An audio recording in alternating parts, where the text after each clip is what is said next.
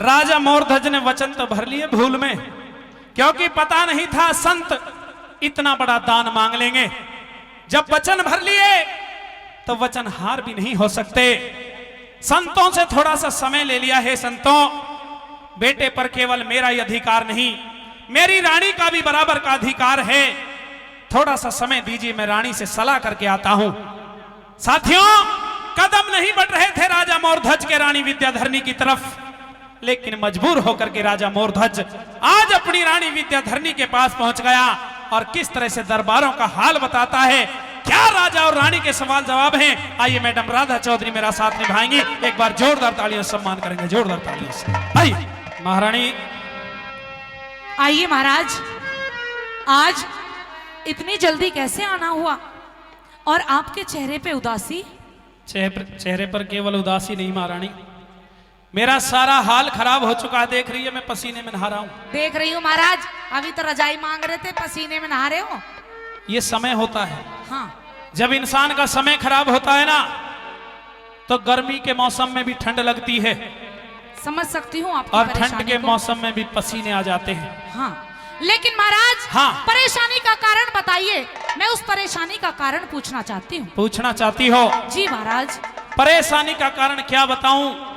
मैं तुमसे कुछ कह भी नहीं सकता और कहे बिना रह भी नहीं सकता, लेकिन आपको कहना तो पड़ेगा और मैं अवश्य सुनूंगी। कहिए अपनी बात। महारानी, हाँ, मुझे एक बात का डर है। कौन सी बात महाराज? इस बात का डर है कि कहीं तू मेरी बातों को सुन ही ना पाए। सुन ही ना पाऊं आज तू अगर मेरी बातों को सुनेगी तो शायद तू जीवित ही ना रहे। ऐसी क्या बात हो गई महाराज जिससे मैं जीवित नहीं रहूंगी? मुझे नहीं लगता महारानी इतने बड़े सदमे को आप सहन कर पाओगी, नहीं कर पाओगी। मुझे तो बताते हुए भी डर लग रहा है। महाराज, हाँ। आपको डरने की जरूरत नहीं है।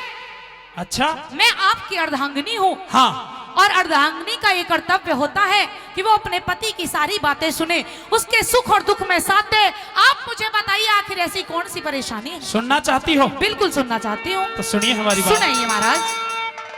हरि विद्या धरनी दरबारा में आज तो साधु जी आए,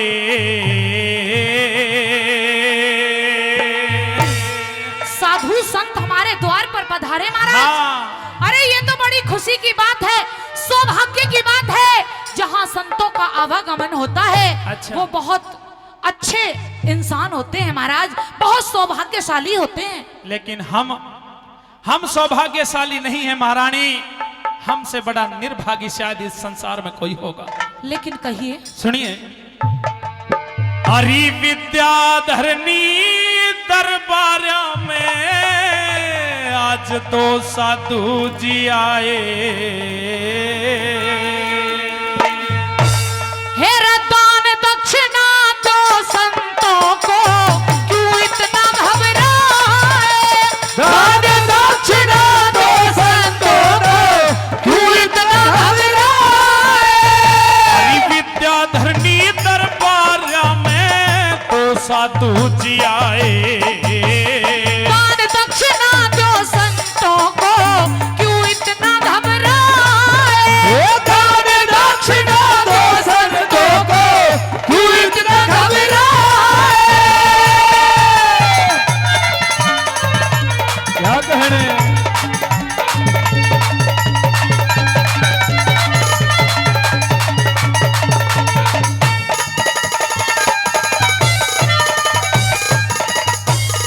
महाराज, हाँ।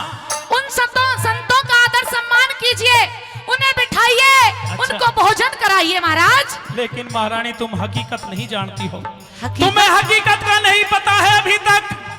मैंने उन संतों का आदर सत्कार भी किया, बैठाया भी, भोजन के लिए भी पूछा।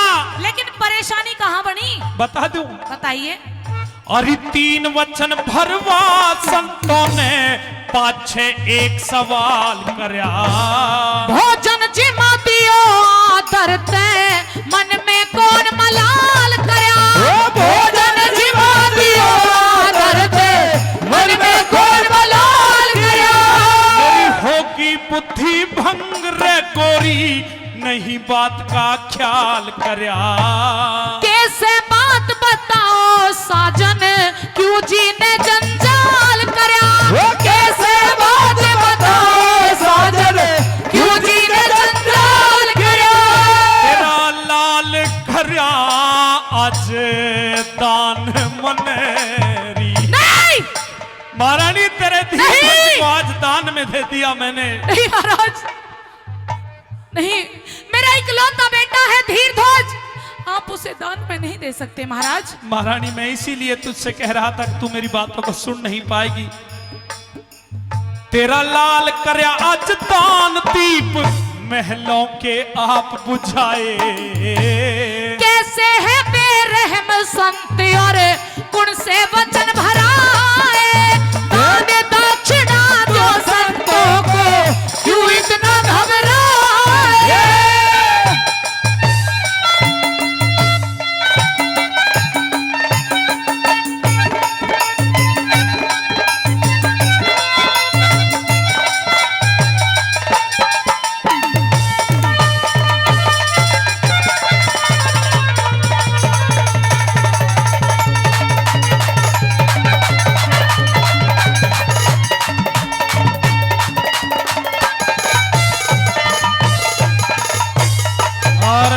आदरणीय रंगलाल नंबरदार जी कई हजार रुपए पहले और 500 रुपए का पुरस्कार इस रागनी पर दिया है। बार बार धन्यवाद करते हैं। रागनी अच्छी लग रही है तो एक बार जोरदार तालियों से आप भी आशीर्वाद दे देंगे। महारानी कहिए महाराज। आज तेरे बेटे को दान में दे दिया। लेकिन क्यों? मेरे बेटे को दान में क्यों दिया गया है महाराज? और वो संत कैसे बेरहम है, किसी के बच्चे को दान में उन्होंने ले लिया। महाराज मैं आपकी बातों को समझ नहीं पाई और आप वचनों की बातें करते हो। हाँ ऐसे कैसे वचन उन संतों ने भरवाए हैं महारानी जिसके कारण आप परेशान हो।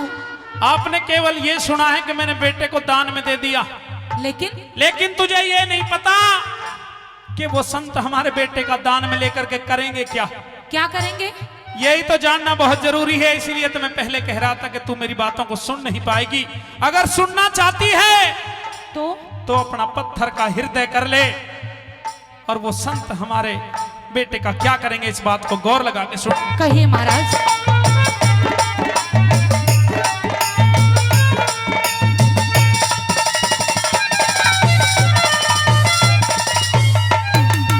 एक शेर साथ में ले रे से, एक मरा सा शेर है जैसे गुरुजी ने भवानी सिंह ऐसा बिल्कुल।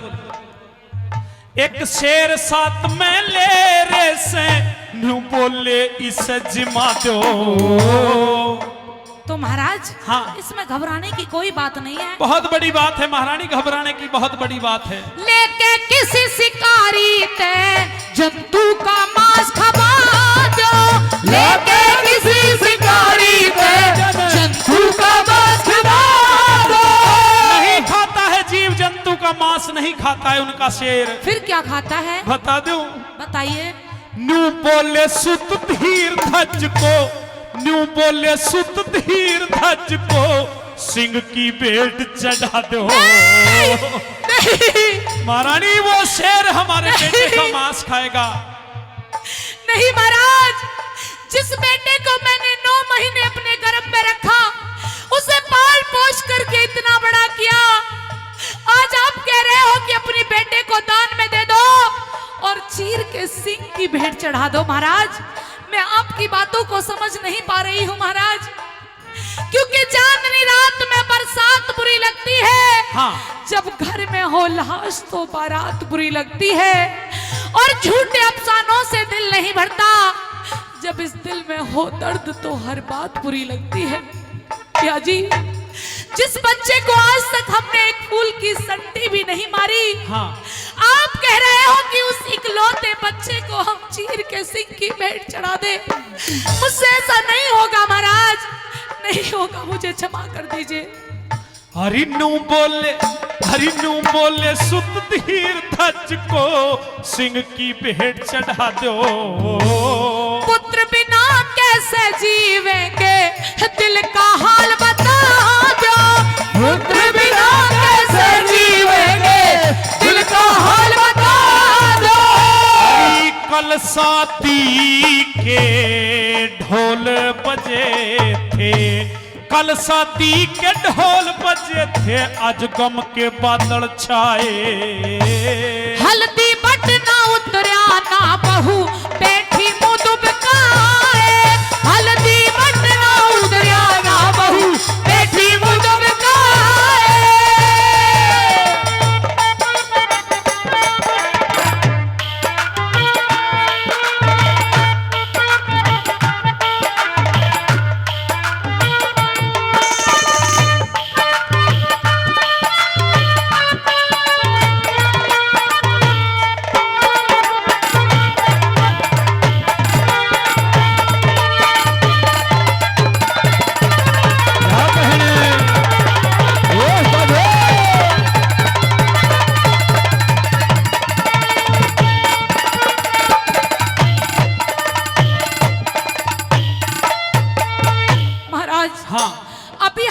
इकलौते बच्चे की शादी की है, अभी जो नई बहू घर में आई है उसके हाथों की मेहंदी भी नहीं छूटी, कंगना भी नहीं खुला है महाराज। वो बिना पति के कैसे पूरा जीवन व्यतीत करेगी? महारानी तू तो बहुत दूर तक की सोच रही है, पहले तू तो संतुष्ट हो जा, बहू तो बाद की बात है। अभी केवल तूने ये सुना है कि हमने बेटे को दान में दे दिया और हमारे बेटे को शेर खाएगा, लेकिन संतों की और भी ऐसी ऐसी शर्त हैं। और भी शर्तें हैं? और ऐसी ऐसी शर्त है महारानी, तेरा कालजा फट जाएगा, तू सुन नहीं पाएगी। मुझे लगता है कि राजा मोरध्वज को वचनहार होना पड़ेगा, मैं दान नहीं कर पाऊंगा। मेरी अपनी रानी जिसका मुझे इतना विश्वास था, आज तेरे ही कदम डगमगा रहे महारानी, तो मैं कैसे दान कर पाऊंगा? उन संतों की अगली शर्त सुन, अपने दिल को मजबूत कर और दिमाग से सुन मेरी बात को, मैं क्या कहना चाहता हूं। कहिए। क्या कहें?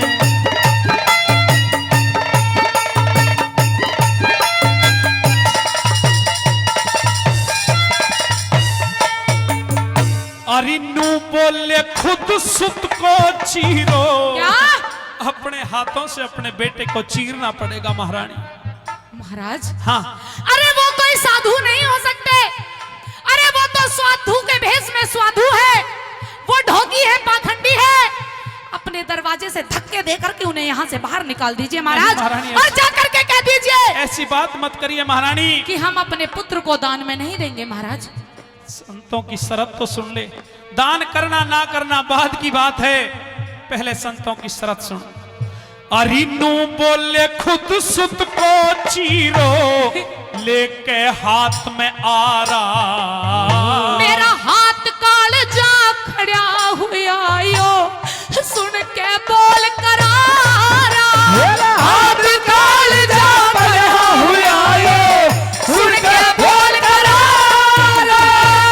और महारानी सबसे मुश्किल और अंतिम शर्त कौन सी? दिल को कैडा कर ले। कहिए। जो आंख ते आंसू निकल गया,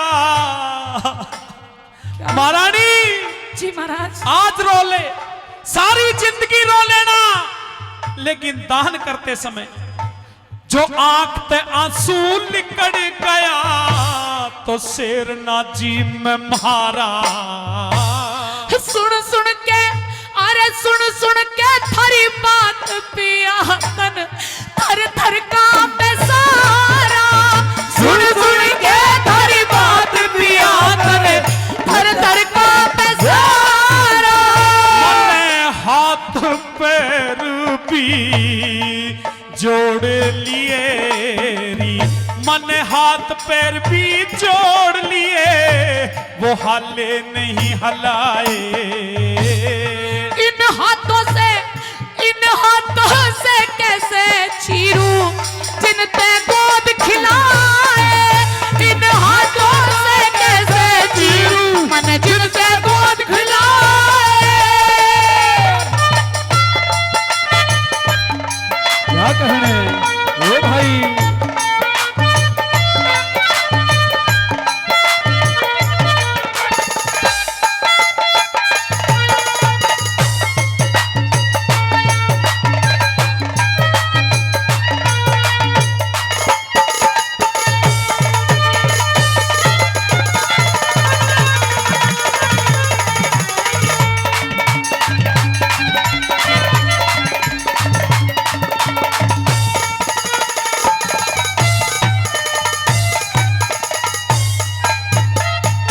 आदरणीय रण सिंह चौधरी जी, उनकी तरफ से भी 100 रुपए का पुरस्कार है। हमारे भाई संजय सैनी जी प्रताप सिंहपुरा, बड़े अच्छे मित्र हैं हमारे, उनकी तरफ से भी दोनों कलाकारों के लिए 200 रुपए का आशीर्वाद आए हैं। बार बार धन्यवाद करते हैं। महाराज, हाँ, आपने अपने बच्चे को बड़े लाड़ और चाव से पाल पोस करके इतना बड़ा किया है।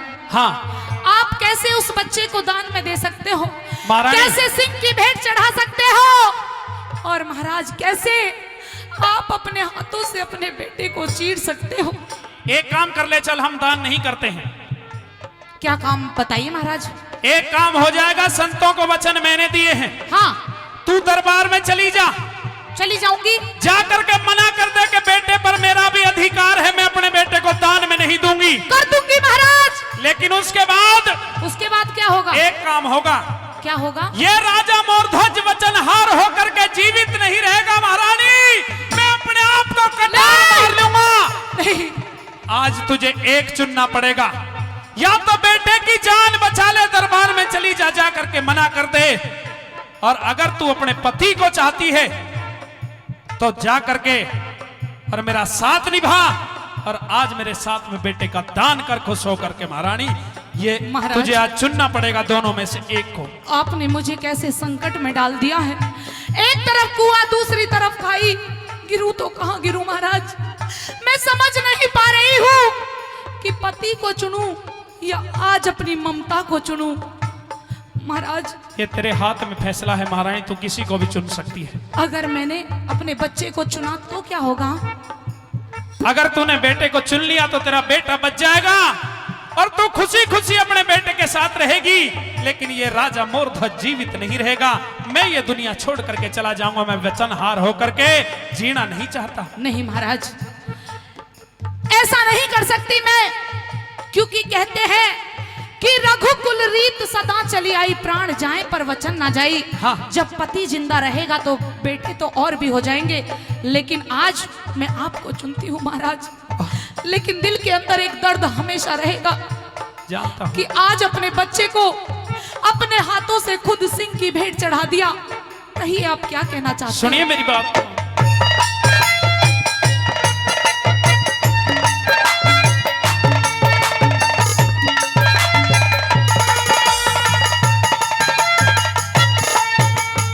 मन भर लिए बचन भूल में तू बेशक नाटिया रानी। मैं पतिव्रता नार धर्म की नहीं करूंगी हानि। मैं पतिव्रता नार धर्म की नहीं करूंगी हानि। अगर तू मेरा साथ निभाना चाहती है तो महारानी छोटा सा काम मेरा और कर दे। कौन सा? अब जाके उससे पूछ लिए, किससे? घर बैठी से बहुयानी। टक्कर मार मरेगी वो ते खो देगी जिंदगानी। टक्कर मार मरेगी वो ते खो देगी जिंदगानी। हरि गुरु जय सिंह कहे पुत्र के मोह ने, गुरु जय सिंह कहे पुत्र के मोह ने दानी वीर सताए। करमपाल सत्पुरुषों की कथा जग पर लो तक गाए। दान दक्षिणा दो संतों को, क्यों इतना घबराए। हरि विद्या धरनी दरबार में तो साधु जी आए। दान दक्षिणा दो संतों को,